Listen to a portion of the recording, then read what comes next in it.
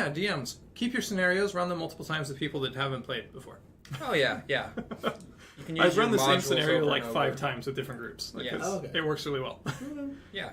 The small town is being starved out by a bunch of bandits who want money. Yeah. We're going to burn your fields down until you give us money.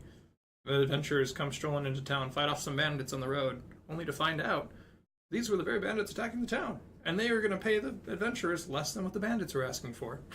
Yes. To go wipe the bandits out of the cave. No matter how many times I run the same adventure, there's always a twist that a player throws in there that completely changes what I had originally envisioned. So it's never boring to run the same mission with a new person as a DM. Yeah. Because, like I said, you've got a rough outline of what you want, but the characters can do whatever they want, and you've just got to roll with the punches. Hashtag Binds of Fendelver. Yeah. Yeah. If you ever wondered how can these modules still be popular? They've been out for years, and hasn't everyone played them already? Well, yeah, but it's different every time. Yeah. It's just you're just playing in the same setting. It's like if you're playing like a shooter game, you're like, aren't you tired of that map yet after 5 years? Well, no, because it's a different game every time. Right. But yeah, so that's one of the nicest things about being a DM too is like I said, keeping notes and being interactive with your players, keeping little tidbits of information that the players throw out at you, because as a player, to mention something that you would like to do with the DM and then to basically explore it and discover that what you truly wanted to do as a character is unfolding is exciting and it's new. You're not purely following this generic story that you really aren't invested in. Once characters put bits of themselves into this world, that's when the characters truly start to enjoy it. Is now they're going to be putting more effort into the game. They're going to be wanting to put more information into stuff that they give the DM, and it's just super helpful all around. I'm going to throw this on there as kind of a catch-all for that. Players don't. I don't want to say this as a mean way, and not like a dig against players, but players don't really care about your story. If they wanted a good story that was fantasy and medieval, they could read Lord of the Rings. They could go pick up a Terry Brooks novel, which I highly suggest. They're great books. Mm-hmm. The Shannara series, excellent. I loved it. But yeah, if they wanted a good story, they could just read a book. It's probably going to be way better than your story. Right. It's not interactive, but the whole value in the D&D story is that it's their story. You provide the backdrop and the environment and the world, and probably, and I say that intentionally, probably the main plot points, but it's their story. And if they don't feel like it's their story, they're not going to be very excited about it. Right. Yeah. Makes total sense. A lot of the stuff that I do sometimes is very improv. I kind of like having a loose picture of what might happen in a story, which is great. But once I learn more about the characters is when they really branch off into things that they want. They can go wherever they want and they can do different things, and I can plan events versus a story that has a start and an end, and wherever they go, this is the end regardless. But I'll have things to add in there on top of what they want to do, or as I complete a session with them, I'll be like, okay, this and this happened, this character wants to do this, and he mentioned this and this. I think it would be kind of cool if this is the idea he wanted, but I added this little twist to it, and then they work off of that. So. Yeah, and that's kind of what I try to do. It's hard, it's way easier said than done. It's easy to write the sentence down, but like let players control the story, or let players own the story. One way to do that is when you're creating the game, get the character information and what they're going to be and their abilities and things like that, but don't try to run what they're going to do. Instead, come up with your villain or the thing that they're encountering, right? That's a piss. There you go. And run that. You run that and decide how that thing affects the world. and then you just have to find a way to put that in their face. Like, Yeah. right? So you guys in our last game, our session 0, which wasn't supposed to be live, but it is. So whatever. So you guys you were basically going to abandon your job as as a bard. A job I didn't actually know I had until I showed up. I mean, it makes sense I had the job. I just didn't think about it until we got there. I'm like, Yeah. oh yeah, oh I've got a job. Oh, that makes sense. Yeah, because you'd been there like with this troop for a couple months or something, somewhere like a gray sometime. Yeah. Which we talked about beforehand. I just never really was like, and you are employed by them. So when I found that out, I'm like, oh, I've got a gig tonight. Oh, okay. I thought it was, I in my mind, I was envisioning it kind of like a traveling circus, in which case I was just. I sort of realized like, that at that point. I was like, I didn't paint, and that Damn, we got to pay him now. I didn't paint the picture of a troupe that was just they were in that city. That's where they lived and performed, and that was just where they are, right? Like they're like the local musicians, like the professional ones. But you know what? Turned out to be really beneficial for us by the end of the game, because the beginning of next game, we are going to get facts about our mission that I did not anticipate we were going to get. I'm sure the DM did, but I did not. And here's an example of where I kind of, to prevent the players from getting bored, because I saw boredom on the horizon over the hills, which we're about to head into directionless. We literally were about to head directionlessly into the hills. They're like, we got this map of like the surrounding area from these guys, because as I couldn't think of a good reason why they wouldn't be able to get the map of the hills, and I was like, they're just gonna go walk into the hills now. I was like, let's go. I know, and then you were like, no, I'm just gonna blow it off. I'm like, You could have set it up. You have a gig tonight that you're just gonna walk out on. Yeah, I can't do that, I guess. And as a DM, I was already thinking about, okay, how can I do this naturally? So I'll share with you what my plan was. Were you just to blow it off and never go back? Which I'm glad you didn't, because that bar scene was great. That was a great It was so much fun. There's so many different things. So I had like a contingency. I try to plan like 2 branches out. Like, if they go to the bar, this is going to happen. If they don't, then I need to do this. So like, right, and keep it general. If they do this, then this. If they don't, then this. Don't, and they're going to find ways to get around that. But that's a pretty decent strategy for most situations. It's worked well for me for years. So if you guys hadn't gone into the bar, then you would have just run into the guy at the gates, and you would have been like, where are you off to? Like, we've got to be at the thing later. And you could have had that interaction. You didn't have to go to the bar, things like that. So, and that ties into another point. Know what's important and know what's not important. Like, the bar wasn't important. See, what I would have loved if I was DM and you left and just ditched these guys, and then at the gate you were like, sorry, I've got other things to do. I would have had it later on where this band of bards is like, have it out for me. Oh, highly upset that you, the main attraction, basically ditched them. So now you've got 9 bards, or however many it was, or just, random group of miscreants that are now after you. Right. You've got a bounty on your head from like the musicians guild. Bounty. Yeah, a musicians guild. That's funny. Or they hire somebody. You come into for your town head. and there's a song written about how dull you are and how they just getting their revenge at the city gates. Right? Yeah, just never trust someone who plays water music. Yeah. But I would have just different things like that you can plan for. Yeah.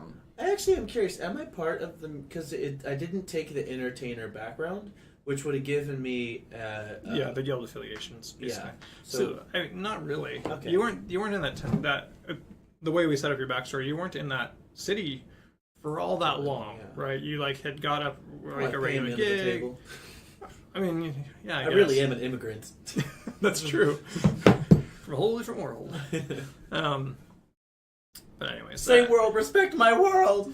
It's tough. It's tough as a DM to ride that line between I'm railroading my players and I'm letting them do what they need to do. But I saw boredom coming. I was like, they're going into the hills. They don't have anything to do out there.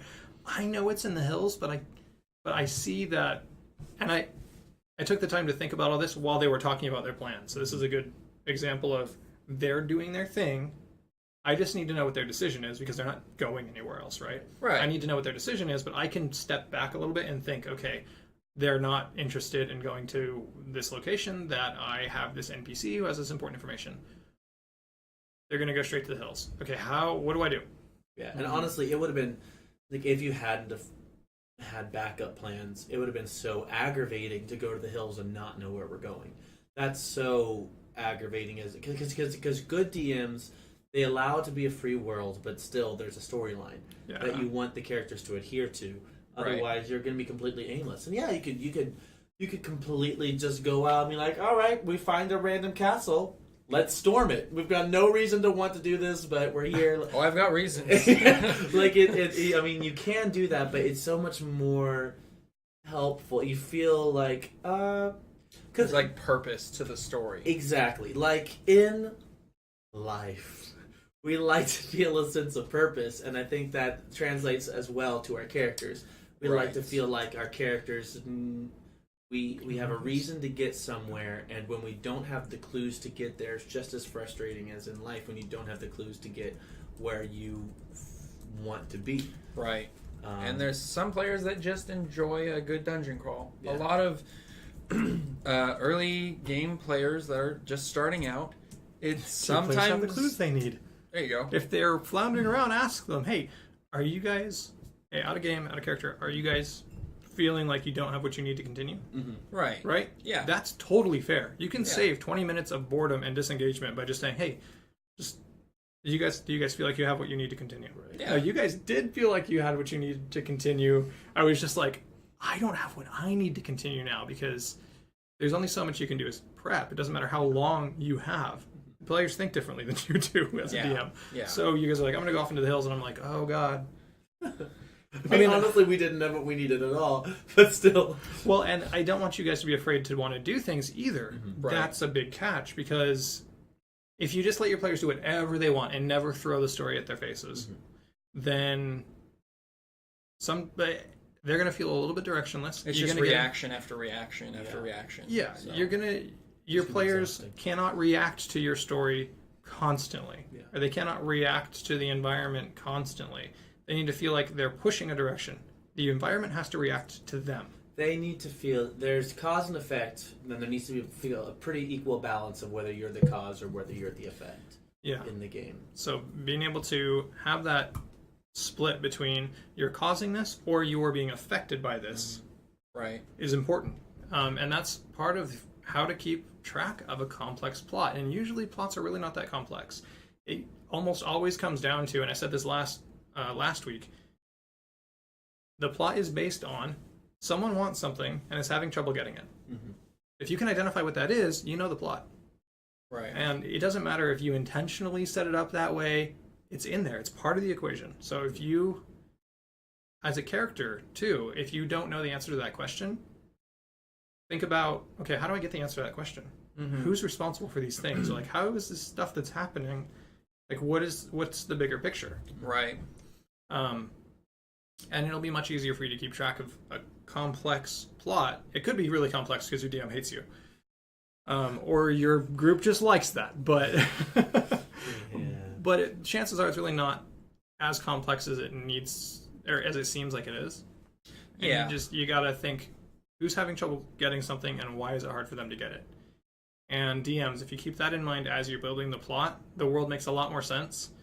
Now suddenly the players can't run off and do all kinds of random stuff because most of the stuff you think about relates to the plot. Right. So the stuff that you guys encounter in our game, it's a big world. Like I told you, it would take you like almost half a year of travel time to get from the top to the bottom of the continent. Mm-hmm. It's a big world. There's lots of cities and towns and things like that. And I only put the biggest ones on the map. Right. And so even with all that, no matter where you guys go, the plot, someone's having trouble getting something, and this is why. That's always gonna be a part of what you guys experience, because that's all I was thinking about while I was making the game. Yeah, and there's nothing wrong with a little bit of free roam here and there, as long as it's structured, like you said. You've got a main plot that they're basically working towards this goal or their goals, versus, we're going to walk to this area, we encounter this, now it's over, let's walk over here, Right. It basically becomes an endless, guess what's happening next, versus, they can go off and do something random, and then maybe something that they find ties into the main story, or because they went over here, it triggered this event here, and so on and so forth, versus just it being kind of a random, like you said, useless bit of information. Obviously, excuse me, like I said, some Your excuse. Oh, thank you.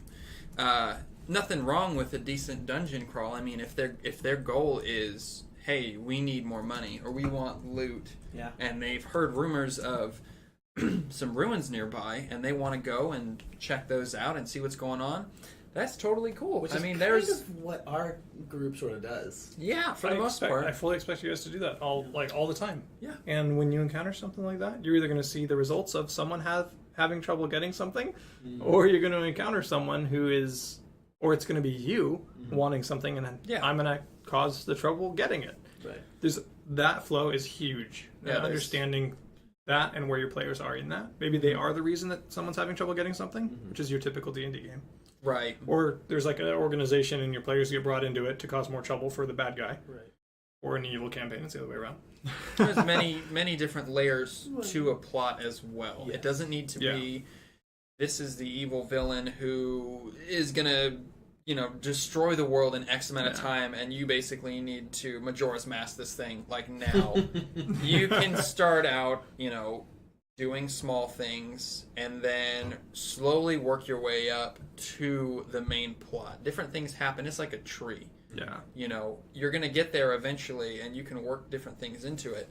And just coming up, you can have a main story and a plot and everything right now as a DM, and you can still come up with little side missions and little side adventures that you can just throw in at random. It doesn't need to be, hey, we're going to start a new game because I thought of something. You can completely make up whatever you want. They could be traveling somewhere, and, you at some point were like, hey, I think it would be really cool if we had some sort of swamp area, and there is rumor of like a witch that is housing like some sort of magic rune, and it doesn't need to tie into the main story like whatsoever.